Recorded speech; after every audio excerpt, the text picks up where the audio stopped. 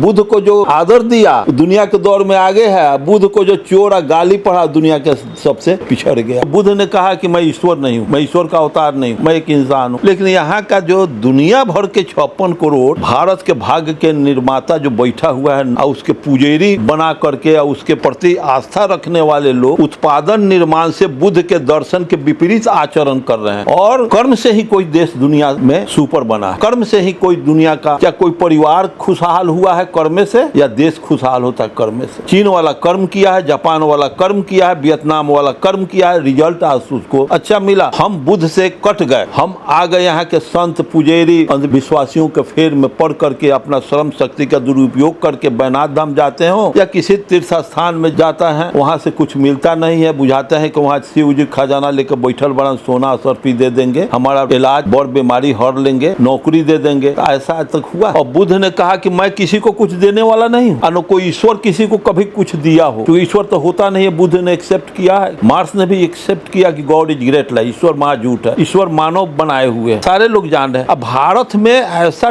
Trend चलाया गया, ऐसा ट्रेड चला दिया गया, ऐसा ट्रेनिंग दिया गया कि यहाँ का आब व हवा, पूरा यहाँ का एटमॉस्फेयर, मिट्टी विकलांग हो गया, अज्ञानी बन गया है। कोई स्टैचू किसी को कुछ नहीं देता है, कोई भगवान कहीं खजाना लेके बैठा है 10-20 लाख रुपया दे देगा, डॉलर दे देगा, कोई सोना दे देगा, ऐसी बात कहीं कुछ है नहीं। जो जेल में सड़ रहे हैं वो बाबा है, इतना बाबा लोग हैं, सब पर सजा भी हो रहा है। इसके बाद भी यहाँ का अंधविश्वासी लोग उस बाबा को गला पकड़े हुए, गर्द पैर पकड़े हुए कि तुम ही हमारा उद्धारक बाड़ा। अरे बुद्ध कह रहे हैं कि हम उद्धारक किसी का नहीं, हमारे विचार पर चलो तुम्हारा उद्धार हो जाएगा। कि हम लोग बुद्ध के बताए रास्ते पे नहीं चले, जिसका कारण था कि हम लोग पिछड़ गए। सर क्या कहेंगे इस विषय पे? डॉक्टर साहब तो करीब करीब आपके चैनल के माध्यम से जो समाज में जो मैसेज दिए हैं बहुत प्रशंसनीय बात है, बहुत अनुकरणीय बात है। चीन को मैं बहुत पहले से जानता हूँ, मैं ये भी जानता हूँ कि कम्युनिस्ट कितना ही बेईमान होगा तो दूसरे मुल्क के ईमानदार से वो कहीं बेईमान अच्छा होगा। कि जुर्म बर्दाश्त करने का इल्मियत मार्क्स या लेनिन या माओ से तुम नहीं दिया है, कम्युनिस्ट आदर्श में दर्शने में नहीं है। तो इनसे जब बात मैं किया तो इंक्लाइंड हुआ। वियतनाम, कंबोडिया, लाओस, हंगरी और चाइना, जापान, ये सब बौद्धिस्ट कंट्री है। बुद्ध का देश जो बुद्ध को एक्सेप्ट किया, डॉक्टर साहब ने भी तो कहा कि बुद्ध के सामने जाने के बाद आदमी घुटना टेक देता है और उनमें जो रोशनी, जो प्रकाश, उनमें से जो किरण आती है वो क्या कहता है, वहाँ आदमी नतमस्तक होकर के आँख से आंसू आने लगता है। डॉक्टर साहब खुद कहें अभी बैठे हुए। और वहाँ का विकास का तो कोई जवाब ही नहीं है, जबकि 47 में हम आज़ाद, 49 में वो आज़ाद हुआ। तो जहाँ न्यूटन भी कहे हुए हैं, मैं नहीं कह रहा हूँ, न्यूटन का है कि हर क्रिया का प्रतिक्रिया होता है। और यहाँ क्या मास्टर प्रोफेसर पढ़ाता है, जब सिर्फ यही बात समझ जाए कि जब हर क्रिया का प्रतिक्रिया होता है तो झूठ का भी रिजल्ट आएगा और सत्य का भी रिजल्ट आएगा। इस निर्विवाद सत्य है। तो जब झूठ का रिजल्ट आएगा तो झूठ का रिजल्ट आएगा तो वो अविकसित रिजल्ट आएगा, वो घाटा का रिजल्ट आएगा। और सत्य का रिजल्ट जो आएगा वो नफ़ा का रिजल्ट होगा। और मैं लोगों बाद एकदम डायलेक्टिकल नियम के आधार पर मैं कह रहा हूँ। तो डॉक्टर साहब तो रिसेंट आए हैं वहाँ से, तो इन्होंने भी कहा कि बुद्ध का वहाँ है, तो बुद्ध ने भी कहा, मैं भी जानता हूँ, डॉक्टर साहब भी जानते हैं, सारा संसार जानता है। अपो दीपो भव का दर्शन दिए थे।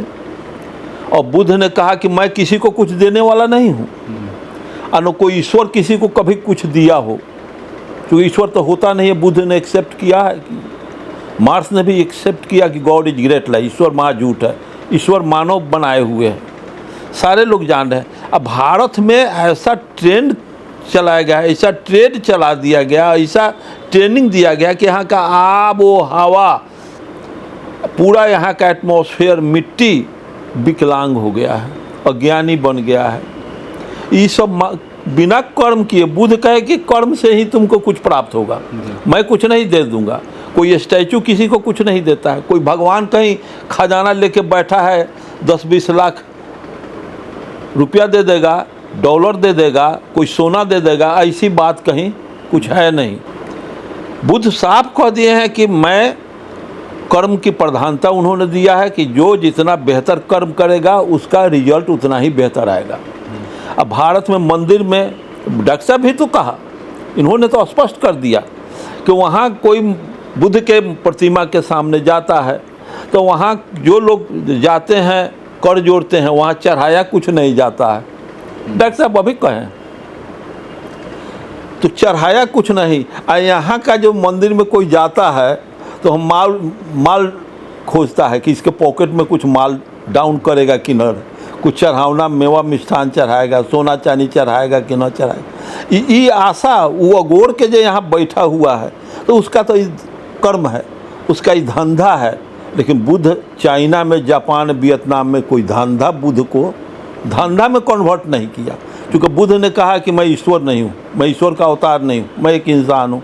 लेकिन यहाँ का जो दुनिया भर के 56 करोड़ भारत के भाग्य के निर्माता जो बैठा हुआ है और उसके पुजेरी बना करके और उसके प्रति आस्था रखने वाले लोग उत्पादन निर्माण से बुद्ध के दर्शन के विपरीत आचरण कर रहे हैं जी।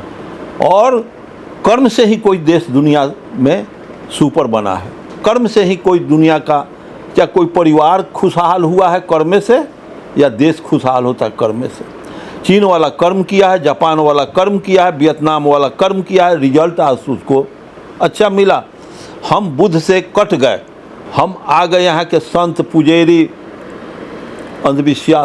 विश्वासियों के फेर में पढ़ करके अपना श्रम शक्ति का दुरुपयोग करके बैनाथ धाम जाते हो या किसी तीर्थ स्थान में जाता है, वहाँ से कुछ मिलता नहीं है, बुझाते हैं कि वहाँ शिव जी खजाना लेकर बैठल बड़ा, सोना असरपी दे देंगे, हमारा इलाज बड़ बीमारी हर लेंगे, नौकरी दे देंगे। तो ऐसा तक हुआ है कहीं? इसके बाद भी यहाँ के सबसे बड़ा बात है कि यहाँ के नेता लोग भी जापान, डॉक्टर साहब तो गए हैं, तो मैं देखा कि डॉक्टर साहब को आपसे कुछ चैनल वालों से मुलाकात नहीं, तो ये अच्छी बात डॉक्टर साहब तक सीमित रह जाएगा। इसलिए मैं आप लोगों को प्रेरित किया, डॉक्टर साहब जी भी कहे कि मैं आपके नज़दीक आऊँगा, मैसेज कम से कम भारत के नागरिकों को, श्रोताओं को मिले और वो अपने जीवन में इसको सतत उतारने का प्रयत्न करें। इसलिए मैं आप लोगों को प्रेरित किया कि डॉक्टर साहब से जा कर के आप लोग, तो आप भी कह दिए कि आप भी साथे रहिएगा, मैं रहूँगा। तो कहने का ये मतलब है, डॉक्टर साहब ने भी कहा कि कोई भी देश कर्म से ही आगे बढ़ा है, विज्ञान से ही आगे बढ़ा है। कोई अध्यात्म न कहीं कहीं भूत है, न कोई चुड़ैल है, कि नहीं कहीं डूबा है कि किसी को धर लेता है, पकड़ लेता है। ये सब भारत को सत्यानाश के कगार पर पहुंचा दिया, भूत प्रेत जात पात का ये आडंबर रच करके। लेकिन इनसे मैं, डॉक्टर साहब ने कहा है वहाँ ऐसा कहीं कोई धंधा, इस धंधा का कोई बाहक, कोई इस धंधा से प्रेरित समाज को डेविएट करने वाला कोई बाबा वहाँ नहीं है। और यहाँ तो हजारों बाबा मिलेंगे जी। जो जेल में सड़ रहे हैं वो बाबा हैं, इतना बाबा लोग हैं, सब पर सजा भी हो रहा है। इसके बाद भी यहाँ का अंधविश्वासी लोग उस बाबा को गला पकड़े हुए, गर्द पैर पकड़े हुए कि तुम ही हमारा उद्धारक बाड़ा। अरे बुद्ध कह रहे हैं कि हम उद्धारक किसी का नहीं है, हमारे विचार पर चलो तुम्हारा उद्धार हो जाएगा। तो इस सारे दुनिया के दार्शनिकों का ये बात है। सर एक लास्ट सवाल आपसे पूछेंगे। सर ने तो क्लियर कर दिया कि हमने बुद्ध के विचारों को नकारा, जिसका परिणाम है कि हम आज भी पीछे हैं। बिल्कुल। आपको और भी कुछ कारण लगता है हमारे पिछड़ेपन का? पिछड़ेपन का जी, कि हमारे बच्चे जो अभी पढ़ रहे हैं, डॉक्टर साहब से मैं पूछा तो मैं जिस होटल में मैं ठहरा था उसके नीचे बच्चों का स्कूल का ग्राउंड था। लग रहा था घंटी जब वहाँ एक बाजा कोई बजी, सारे बच्चे लाइन में क्यू में आकर के खड़ा हो गए, वहाँ का जो प्रार्थना का जो सिलसिला किया और बड़ी सजीले ढंग से लोग चले गए। वहाँ एक सिलेबस है, एक शिक्षा पद्धति है और यहाँ अनेकों सिलेबस है अज्ञान बनाने का सिलेबस है, वहाँ अज्ञान बनाने का कोई सिलेबस नहीं है। और वहाँ के बच्चों, सारे बच्चे समान रूप से पढ़ते हैं। चाहे वहाँ का ये नहीं है कि अमीर का लड़का वहाँ पढ़ेगा, गरीब का लड़का यहाँ पढ़ेगा, वहाँ चोखा खाएगा, वहाँ खिचड़ी खाएगा।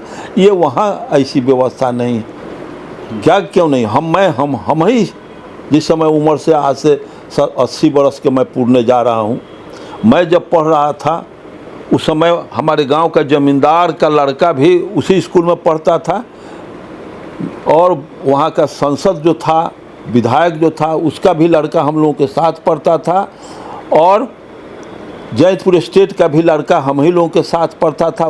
इतना कॉन्वेंट डॉक्टर साहब भी जानते हैं, कॉन्वेंट नहीं था।